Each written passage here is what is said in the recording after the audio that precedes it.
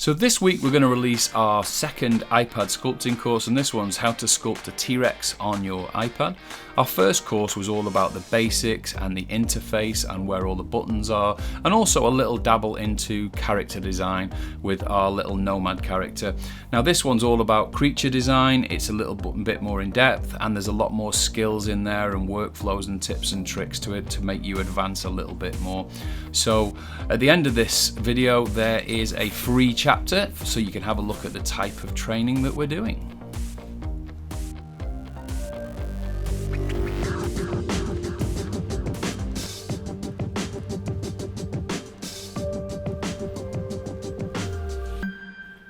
So last year we introduced our first iPad sculpting for beginners course using Nomad Sculpt, and we focused on a little character that really got you going with your very first attempt at sculpting something a little bit more advanced than just, you know, like a sphere or something, you know, mechanical. We went for a really cool little character, and hopefully because the course was so in depth you did all of the basics and all of the character work at the end. So what we thought we'd do in that course is we'd build a set of skills that we would then build on with our courses. So we looked at every tool, we looked at all of the ins and outs of what you need to get going with that program. And the developers got a very active development cycle, and we're getting updates almost every week at the moment. So it's a very vibrant community, and mobile sculpting is something to look out for in the future. Now the second course is about a Tyrannosaurus and how you can build your first creature rather than character. We're going to cover things like all the initial blocking out, how you start a character and literally start from the ground up with primitive shapes. We're going to cover things like the blocking out is one of the biggest things at the start, but then we're going to look at things like primary, secondary and tertiary forms, which is it's a very standard way of looking at sculpting in the industry. And there's a couple of other workflows that I teach, like creation and refinement, and I'll leave that there and say more about that in the course. But it's a great way to understand how to sculpt in a very, very rational way that helps you with things like posing and masking and some of the complex things that you do towards the end of a sculpt. We cover all of the primary, secondary and tertiary in quite some detail. So once you get down to the tertiary, that's your details, skin wrinkles, pores, painting, all of the very fine detail. There's plenty of tools to learn along the way, so we're not going to leave, we're not going to not teach some of the tools. So move tool, some of the things about how crucial the masking brushes are and things like that. We're going to move to posing, and that's one of the big things that people have asked me to teach. So at the end of this course, we're going to give you a look at the chapter about posing. Now what you see on screen there is a picture of my iPad screen, and we download a piece of software called Kajabi, and Kajabi is where we host our courses. You can see it there on the App Store. So if you download Kajabi and you're already a member of our community and you've got one of our courses, then you can see everything you buy within that app. So that means on your iPhone and on your iPad, you can log in and you'll have access to those wherever you are, presuming you've got an internet connection. And it also gives you access to the free stuff. So when you buy a course, you get access to the private members forum, and also we're loading in there things like there's STLs coming and models are coming, and they'll be all available within that app, which is nice because it keeps it all in one place for you to see as you build your learning with us, and as we add more content over the course of this year and next year. Everything that you get there is there for a lifetime, so don't worry about getting it and not getting access. Once you've got it, you've got access, and we update them regularly with new content where it's relevant. And what we'll try to do is add bonus content as time goes on. The first one was over 10 hours. So take a look at this chapter. This is all about posing in Nomad. So let me just show you the basics of how we pose something. So we need, before we go back and do the dinosaur, which I'll do in time lapse in this video, let's take a cylinder. So the cylinder, it's not low res, but it's got enough, we basically can see the polygons in it as it stands at the moment. And what I mean by that is it's not super dense like you would get with a voxel remesh. And if you look up in the topology here, we'll validate it first of all. And then you can see there that there isn't subdivisions, it hasn't got multiple subdivisions, and you just know that we haven't voxel remeshed it because you can still see those polygons. So what we'll do is we'll go into camera and just make sure we're in orthographic, which we are, snap the view, and then we'll rotate it by 90 degrees. Now to do it exact, you come up here to the settings and you just tap in there, same as you would with a lot of programs, just tap in 90. And that'll give you the 90 degrees. Now, with posing, in fact, what I will do is I'll just extend it a little bit like that, so we've got a nice long cylinder like that. With posing, what we want to do is we want to be able to mask off a certain area and then bend something. So let me just show you. With basic masking, first of all, so that's here on the bottom right, we can just mask like this. And now, actually, not like that. Turn symmetry off, mask like this. So we've just painted through it. If you look around now, it's only done one side, so you might have to come down here and paint like this. So if you think about this being around a leg joint, you could do what we're going to do next, which is just mask through it. But there, what I've just done now is called the painting. So if you're on normal mask, that's what you get. And now we need to blur that so that the gradient of the mask goes all the way into the other geometry. So if you simply hold down mask with your finger and tap on the blurred section, what you're going to get there is a gradient from the masked area to the non-masked area. And then what we want to do is we want to bend it. But before we bend it, we need to move this gizmo. So we hit pivot, and now we can move that around wherever we want. So if I just left it there, switch pivot back off and just rotate, you can see a bend. We can move it around and we can rotate it. You can even scale it if you want. So if you want to think about this as a neck, then that's how we would do it. Now, something you must remember is you can move your pivot point to get different effects. So if you hit pivot again, put the pivot on this end, turn pivot off, and now look at the effect. It's doing it from that joint. So if you wanted to bend it back, you're going to lose volume. Look how it goes too thin on one side. So whenever you move in a joint, what I would suggest is you do move it from the middle like we did at the start, then at one end, and then I would go to the other side as well, and I would do a little bit around there. So it's not like a bend deformer that you get in Cinema 4D or Maya or those kind of programs, but it's a way to manipulate the parts of the creature in a nice nice smooth way, a smooth curve. So let's just go back and we'll use that's with just mask. So hold mask down and strike up and go to mask SEL. So mask SEL, as we will find, just call it up, is this one. And then you've got all these options on the right. So we could mask with a line, mask and strike up to clear it. We can mask with a rectangle, which is the one we'll use the most. You can mask with an ellipse. You might need that for certain joints. And you can mask with, you can just draw your mask wherever you want by tapping points and go back to the original green. So you've got plenty of options to mask. So for now, we'll just do the same. So if we do that and then hit view, so that means you can move now, and you can see that's gone right the way through the mesh, unlike the initial mask. So to blur, I told you to hold mask and tap.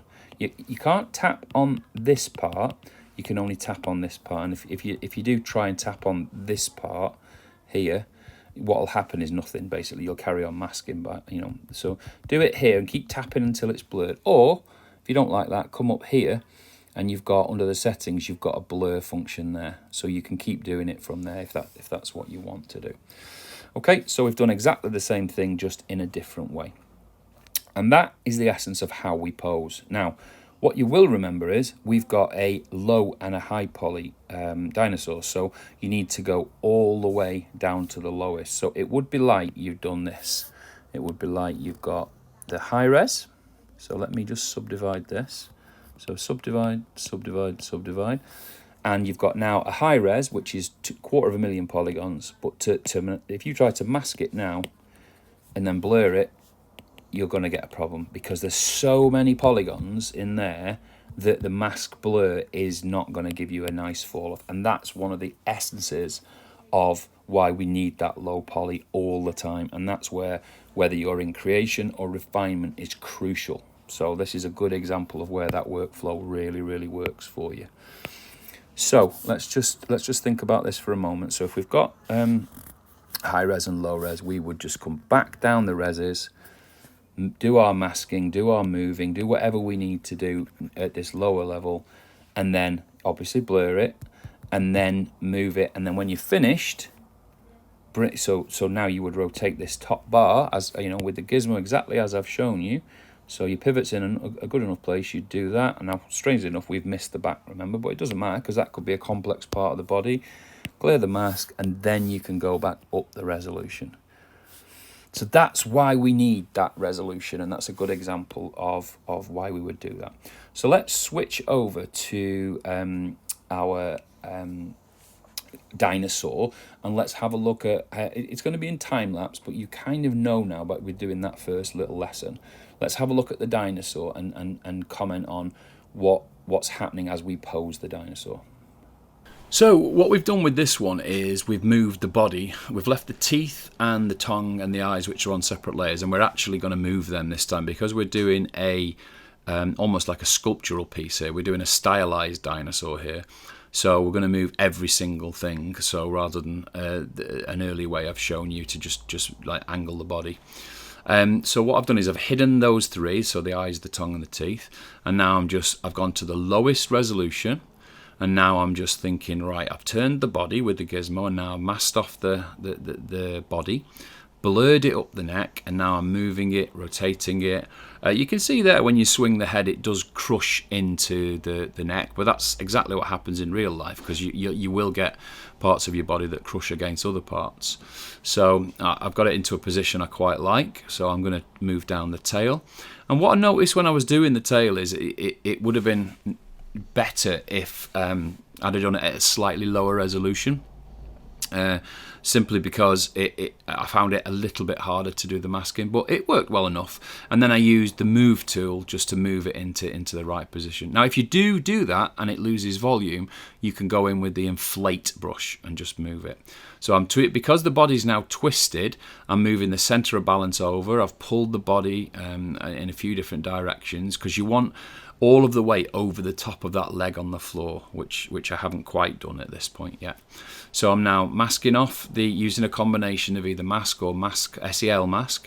I've moved that left hand thigh out a little bit, and now I'm rotating the down onto the calf. And bear in mind that body does, it does go in, it's not just a leg sticking out, it's got some connection to the underside. So it is a little bit more difficult than it would be with something like a dog that's a lot thinner and doesn't have that big belly. So I've masked off the leg there, got it into roughly a position I want. Thinking about the pose, I'm looking at reference, by the way. So I've looked at some stylized, older kind of, T-Rex models. So I just thought I'd add a base to give me some reference of where these legs are going to go, especially the right leg that's on a rock. So at this point, I just got a cylinder. I'm just using a combination of move and flatten, and then voxel remesh, and I'm just making a base that will work for this scenario. So I didn't spend a lot of time on that at all, really. And that doesn't take long if you use things like the alphas that I've given you are actually for scales, but I've just used them here to do like bark and broken rocks and things like that. So I've moved that leg under the body a bit so it doesn't look like it's completely off balance, and the body's angled a little more over to the top of that leg on the floor. And now again, just move tool, going around, doing a bit of work on the base there. So the base was just a cylinder, and I just pulled it out and basically just made it into that very rudimentary shaped base, and then back onto the stand, the rock and the wood, and I've just put some green on there, and you can see already as a stylized piece it's got some merit already. So this whole thing was only about 20 minutes, so it doesn't take long to do this kind of thing if all of the other pre-work is done correctly. And this is where you can have fun and experiment with what you've made. So I'm playing with the lighting. I've added 3 different lights. I've added a key light, what we call a key light, a fill light and a rim light, which I'll teach in other lessons. And then I'm just playing with the teeth, the eyes and the tongue now, so just locating them in the body. We're not really using any sliders for layers or anything like that in this one. We're just literally using the body parts and getting them in a position, and we're probably thinking that this is something we might print at a later stage. So you can see there, I've just masked one of the eyes, moved the other eye. Gizmo, make sure the pivot is right in the middle of or at least close to the eye, and that means you can position it a lot easier. And then we're nearly there. We've just got to now refine the pose, and then what I would always do at the end of this is I'd do a final pass with a set of brushes like the clay brush, and just put things like veins on there and all kinds of intricate details that are specific to that pose. So have a go with your model and see that everything's working, but make sure you've got that high poly, low poly version working. You will not be able to do this if you haven't done that bit correctly. So that was a sample chapter from our How to Sculpt a Tyrannosaurus course that we're about to release on Friday the 12th of March this year, 2021.